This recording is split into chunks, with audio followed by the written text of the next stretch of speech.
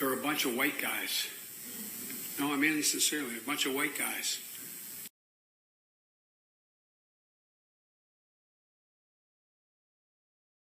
Change the culture. The culture.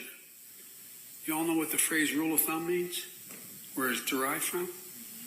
In English common law, not codification, common law. Back in the late 1300s, so many women were dying at the hands of their husbands because they were a chattel, just like the cattle or the sheep, that the court of common law decided they had to do something about the extent of the death. So you know what they said? No man has a right to chastise his woman with a rod thicker than the circumference of his thumb. This is English jurisprudential culture, a white man's culture. It's got to change. It's got to change.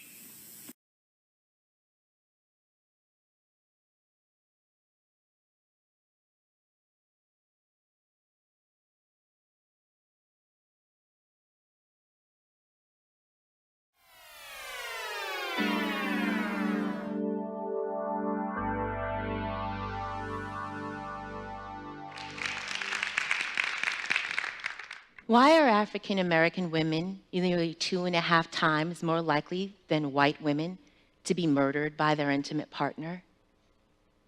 Why are they murdered 5 years younger than the national average?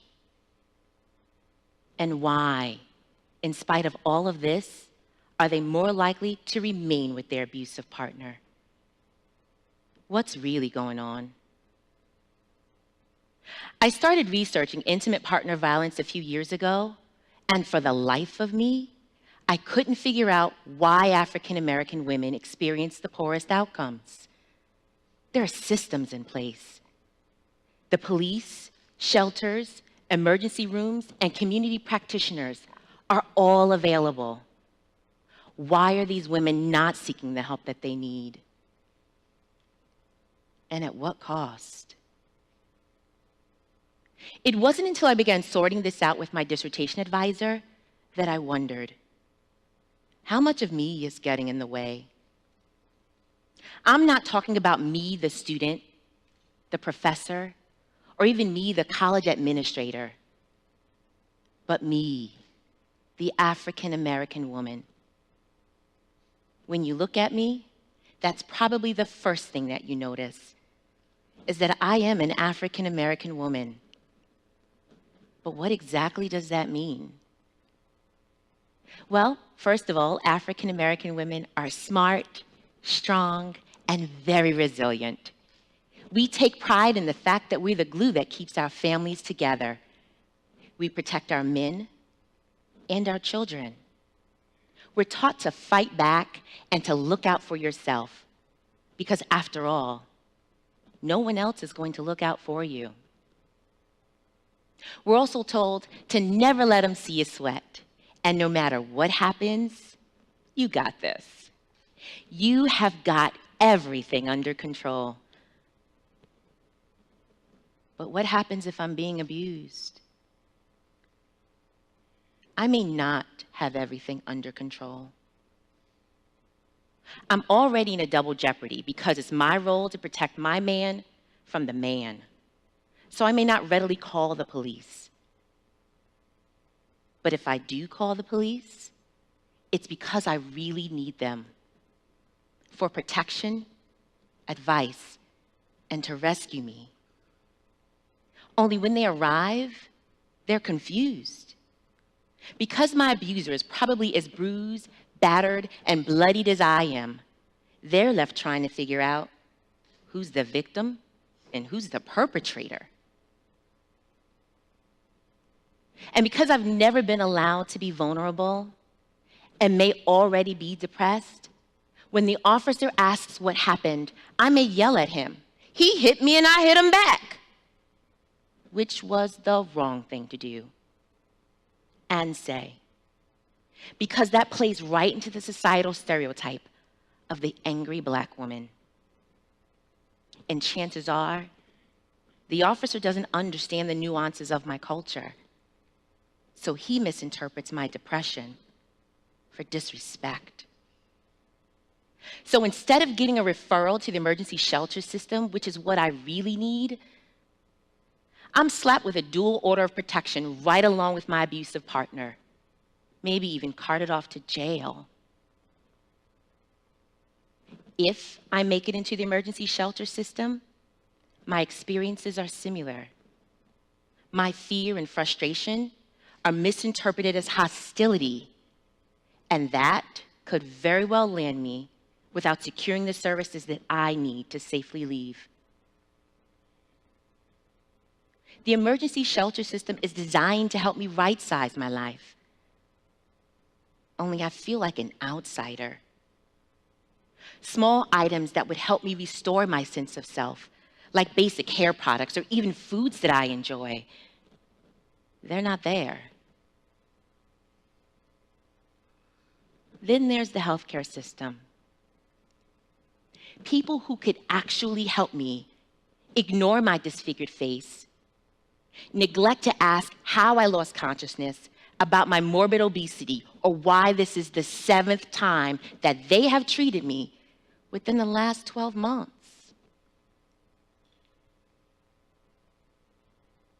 And because I'm very religious, I'm going to turn to my church to seek counsel. Only, not all members of clergy are trained to fully support me. At best, I'm encouraged to leave. But at worst, which happens more oftentimes than not, I'm encouraged to cope, even remain with my abusive partner. Because, after all, it is my job to keep my family together at all costs, even if that cost is my life. And you know what? It's killing me. You see me as an angry Black woman, and it's killing me. The police misinterpret my depression for disrespect, and it's killing me. Shelter workers misunderstand my fear and frustration, and it's killing me. Emergency room physicians are not asking the critical questions, and it's killing me. My pastor expects me to keep my family together at all costs, and it's killing me. But what if we stop the killing? What if we flipped the script and offered help right from the start? What if you didn't see me as an angry Black woman, a superwoman who's got this, or even as a sassy, back-talking sapphire? Can you imagine? Can you imagine how much we could improve the outcomes of African American women who are victims of intimate partner violence if you just saw me as me? A real person who is scared, depressed, and desperate, and not through the stereotypical lenses. What if I called the police and they actually saw me as a vulnerable woman who really needed their protection? What if I could find shelter in the shelter system? A place where I was valued, understood, and fully supported. What if emergency room physicians actually asked how I sustained my injuries and whether they were the result of intimate partner violence?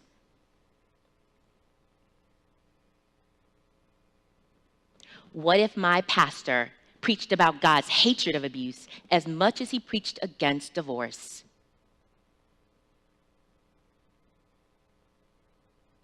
African American women who are victims of intimate partner violence have the same supports available to them as women of other racial ethnic groups.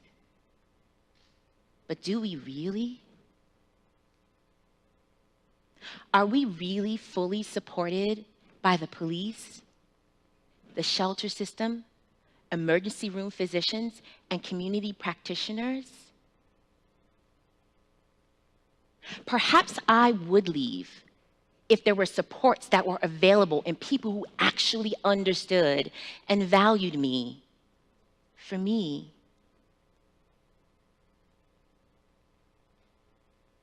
So why not?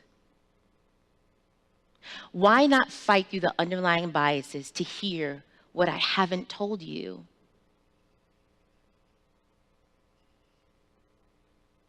Why not struggle to see the hurt, the pain, and scars that I haven't shown you?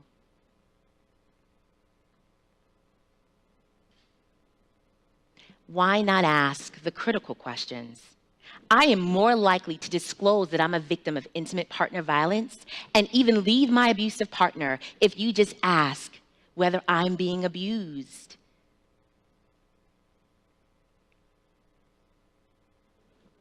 To my sisters, it is okay to be vulnerable, even as vulnerable as white women are allowed to be. You don't have to have everything together all of the time. Police, see my aggression as a sign that things are spiraling out of control. I'm actually trying to tell you that I need your help, not push you away. Shelter workers, you can go home. But this temporary shelter is my home. So make sure it is a safe, inviting, and respectful place for me to unset and rewind.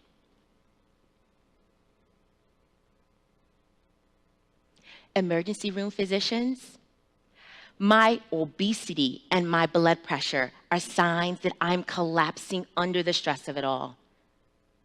Offer me more than a blood pressure pill.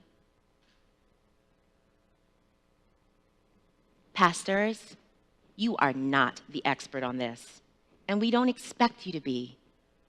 So connect us with real resources in the community and people who could really and fully support me. Because when it comes to intimate partner violence, I need to do a little bit more than pray about it. I think this is an idea worth sharing. Our words do not have to be the walls that keep us as African American women from getting the help that we need to safely leave our abusive partner. If you could just stop, ask, think, and really listen, together, we can save lives. And even if it's just one life, I think it's worth it. What about you?